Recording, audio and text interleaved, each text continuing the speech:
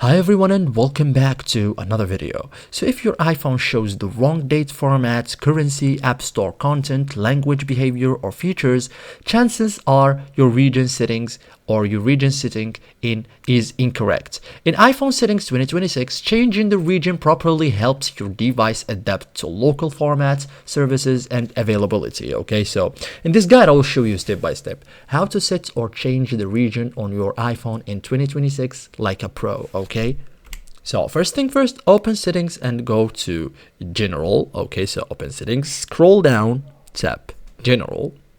This is where system-wide preferences are managed. Okay, so inside general, tap language and region. Okay, so look for language and region.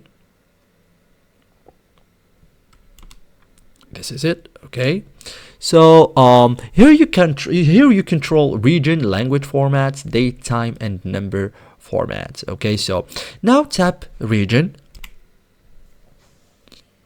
You will see a full list of countries and regions. Okay, so select your desired region, scroll or search, then tap your preferred region. For example, United States, Spain, France, Morocco, etc. So when prompted, for example, when you choose one of these countries, change to region. Okay, your iPhone will apply the new regional settings. Okay, so what changes when you set a new region? So changing the region affects date format, time format, currency symbol, measurements units, app store content availability. Okay, so thank you guys for watching this video and see you in the next tutorial.